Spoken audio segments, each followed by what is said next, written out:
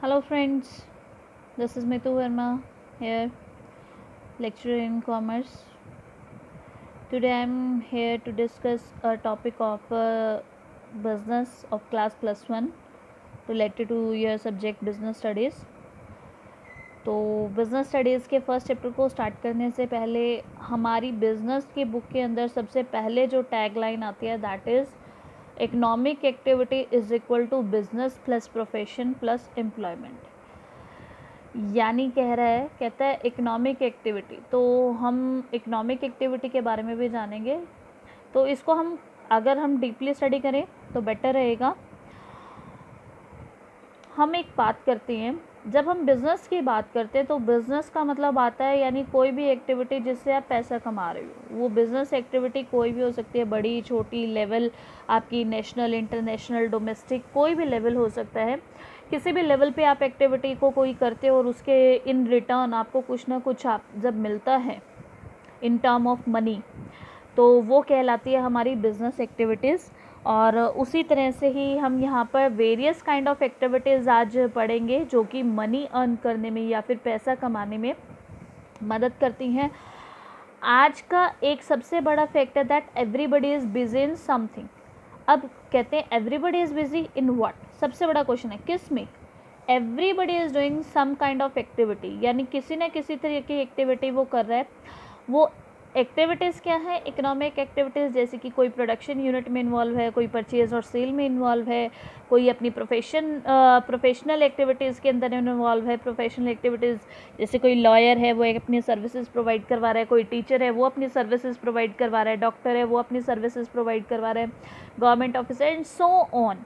यानी बहुत सारी ऐसी एक्टिविटीज़ हैं, यानी हर एक है वो एक्टिविटी जिसके इन रिटर्न आपको कुछ ना कुछ पैसा मिल रहा है, that is called economic activity also. इसीलिए वहाँ पर सबसे पहली जो टैग लाइन दी जाती है बिजनेस के अंदर वो यही दी जाती है that economic activities that activity which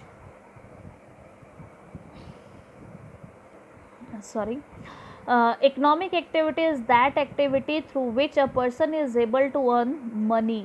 यानी वो एक्टिविटी जिससे वो पैसा कमा रहा है, या अगर हम ये भी बोल सकते हैं the main motive of that activity is to earn only profit और मनी। किसी भी तरह से हम बोल सकते हैं, यानी जिसका मेन मकसद ही क्या है, पैसे को कमाना। वो एक्टिविटी क्या कहलाएगी? हमारे इकोनॉमिक एक्टिविटी। और इसी इकोनॉमिक एक्टिविटी को हम और भी बोलते हैं, एक और टर्म यूज़ करते हैं, वो बोलते हैं हम ह्यूमन एक्टिविटी। क्योंकि ये सारी एक्टिविटीज़ जो डन की जा रही हैं वो किसके थ्रू डन की जाएंगी? By a human being.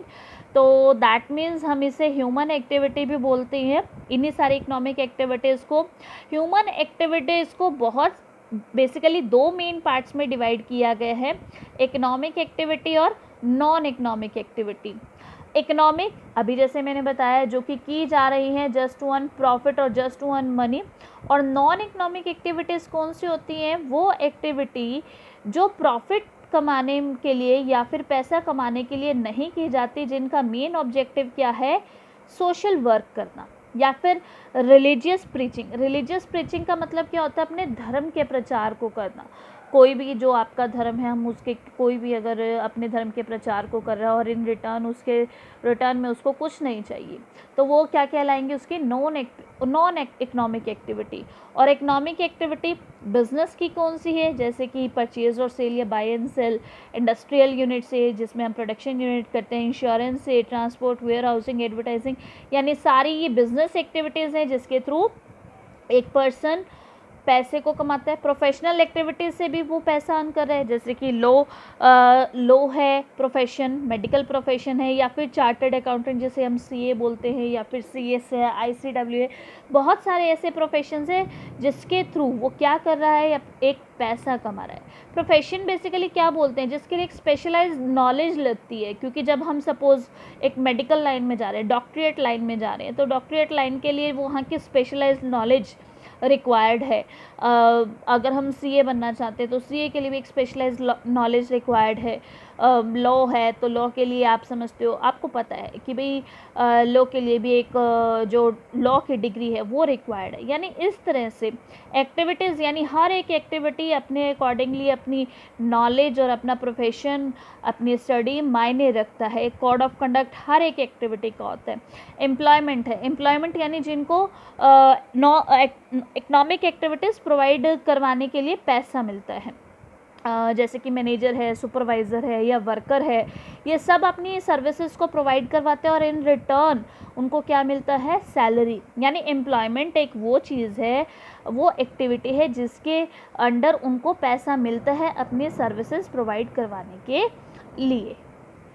तो इसी बेसिस पे हम ह्यूमन एक्टिविटी को अगर डिफाइन करें तो क्या बोल सकते हैं, human activity an activity that a human being performs to meet his requirement. यानी अपने रिक्वायरमेंट्स को पूरा करने के लिए, अपनी नीड्स को सेटिस्फाई करने के लिए जो वो एक्टिविटीज़ कर रहा है, वो एक्टिविटीज़ वो क्या कहला रही है, ह्यूमन एक्टिविटीज़। अब रिक्वायरमेंट क्या है, रोटी, कपड़ा और मकान, बेसिक रिक्वायरमेंट्स हम बोलते हैं। तो ऑब्वियसली इन बेसिक रिक्वायरमेंट्स को पाने के लिए उसको क्या करना पड़ेगा, various kind of activities perform करनी पड़ेंगी, और यही एक्टिविटीज़ क्या कहला रही हैं, ह्यूमन एक्टिविटीज़। और टाइप्स हम कर चुके हैं, 2 टाइप्स है ह्यूमन एक्टिविटीज़ के, कौन कौन से, इकोनॉमिक और नॉन इकोनॉमिक।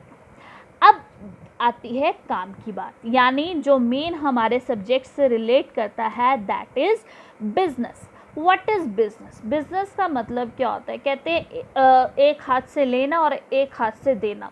यानी वो एक्टिविटीज़, वो इकोनॉमिक एक्टिविटीज़ जो कि की जा रही हैं लगातार, किसके लिए, जस्ट टू अर्न प्रॉफिट। अब ये एक्टिविटीज़ लेना और देना क्या चीज़ कहलाती है, परचेज और सेल भी हो सकती है, प्रोडक्शन एंड सेल भी हो सकती है। यानी हम यहाँ पर क्या बोलते हैं, it refers to that economic activity in which is conducted on regular basis to earn profit through the production and the sale of goods and services, that is called business. Obviously हम जब भी normal अगर अपने life routine की बात करते हैं तो हम कहते हैं जी बंदा बिजनेस करता है। बिजनेस एक्चुअली होता क्या, वही चीज़ जिसके अंदर वो अपने यूनिट के अकॉर्डिंगली, अपने प्रोफेशन के अकॉर्डिंगली, अपने काम के अकॉर्डिंगली कोई चीज़ प्रोड्यूस करता है और उसको सेल करता है to the any other person, और इन रिटर्न वो क्या लेता है, पैसा, प्रॉफिट के साथ या फिर कॉस्ट बेसिस पे भी, जैसे भी है वो कैसे भी ले सकता है। तो दैट एक्टिविटी क्या कहला रही है, इज कॉल्ड बिजनेस। बिजनेस के अब आते हैं हमारे पास जो नेक्स्ट टॉपिक है, फीचर्स। फीचर्स क्या हैं, फीचर्स का मतलब क्या होता है, विशेषताएं, करेक्टरिस्टिक्स, नेचर क्या है। सबसे पहले है, first one is an economic activity. क्या बिजनेस क्या है, एक सबसे पहला मेन इंपॉर्टेंट है, इकोनॉमिक एक्टिविटी है, क्योंकि इकोनॉमिक एक्टिविटी का मतलब ही क्या होता है, वो एक्टिविटी जिसके बेसिस के ऊपर आप पैसा कमा रहे हो। यानी वो इकोनॉमिक एक्टिविटीज़ करना, वो एक्टिविटीज़ करना जिसके वजह से आपको कुछ पैसा मिल रहा है। तो अपने आप में उतना मीनिंग क्लियर किया उसने, यानी जिसकी वजह से उसको पैसा, जिन एक्टिविटीज़ की वजह से उसको पैसा कुछ मिल रहा है। सेकेंड पॉइंट आता है exchange of goods and services. Obviously business कोई भी हो, बिजनेस एक्टिविटीज़, बिजनेस हो, प्रोफेशन हो या फिर एम्प्लॉयमेंट हो, आप कुछ ना कुछ एक्सचेंज कर रहे हो गुड्स और सर्विसेज का। तो उसी के बेसिस के ऊपर जहाँ पर कोई भी एक्सचेंज नहीं होगा गुड्स और सर्विसेज का, तो वो एक्टिविटी बिजनेस नहीं मानी जाएगी। जहाँ पर एक्सचेंज होगा, एक्सचेंज मतलब लेन देन, एक हाथ लेना और दूसरे हाथ देना, वो चाहे गुड्स हो चाहे सर्विसेज हो, वो एक्टिविटी किस में कंसिडर की जाएगी, बिजनेस के अंदर। Third one is regularity in dealing. अभी हमने जब इसकी डेफिनेशन पढ़ी थी तो डेफिनेशन के अंदर कहा गया था कि भाई वो एक्टिविटीज़ जो रेगुलर बेसिस पे कंडक्ट की जाती हैं पैसा कमाने के लिए, प्रॉफिट कमाने के लिए। तो ऑब्वियसली अपनी डेफिनेशन में उसने अपना मीनिंग क्लियर कर दिया, रेगुलरिटी इन डीलिंग, यानी जो एक्टिविटीज़ हम ये परफॉर्म कर रहे हैं, ऐसा नहीं है आज एक कर ली तो उसको हम 3 महीने या 4 महीने बाद करेंगे, वो डेली बेसिस पे चलेंगी, और ये डेली बेसिस के अकॉर्डिंगली ही क्या कहलाता है, रेगुलरिटी इन डीलिंग। क्योंकि डेली बेसिस पे ही हम कुछ ना कुछ पैसा कमाना चाहते हैं। मेरा बिजनेस कोई भी, सपोज मैं कोई शॉप ओपन करके बैठी हूँ, तो अगर डेली कस्टमर आ रहे हैं तो मेरे लिए बहुत अच्छी बात है। सब कोई दिन होता है कि भाई हाँ कस्टमर नहीं आते, लेकिन अगर मेन हमारा ऑब्जेक्टिव जो रहता है वो यही रहता है ना, मोटिव हमारा यही रहता है हमारी शॉप पर डेली कस्टमर्स आएँ और डेली कुछ ना कुछ सेल परचेज़ हो। तो यही चीज़ हमारी क्या रहती है, रेगुलरिटी। यही एक्टिविटीज़ किसको कंसिडर करती हैं, रेगुलरिटी को, regularity in dealing. Next point आता है प्रॉफिट मोटिव। हर एक बिजनेस जो इकोनॉमिक एक्टिविटी, दैट मीन्स हर एक बिजनेस का मोटिव ही क्या है, पैसा कमाना, एक्स्ट्रा पैसा कमाना। हमारा कभी भी ये कभी भी नहीं हमारा कोई मोटिव रहता कि भाई अगर मैंने इतना बड़ा कोई बिज़नेस खोला है या मैं अपनी शॉप ओपन करके बैठी हूँ तो उसकी वजह से मुझे कोई प्रॉफिट ना हो। हर कोई एक्स्ट्रा पैसा कमाना चाहता है, हर कोई चाहता है मेरे पास भी 2 बंगले हों, 2 गाड़ियाँ हों, और जितना मिल जाए उतना थोड़ा। और इसी बेसिस पे हम कह सकते हैं बिजनेस का मेन ऑब्जेक्टिव, मेन मोटिव ही क्या होता है, to earn profit. Next point आता है हमारे फीचर्स का, 5th one is element of risk. अब रिस्क तो समझते हैं ना, हाँ जी, रिस्क का मतलब होता है खतरा। जितना खतरा लोगे उतना ही फ़ायदा होगा। जी हाँ, बिजनेस का ये भी एक बहुत इम्पॉर्टेंट और कहते हैं राज है।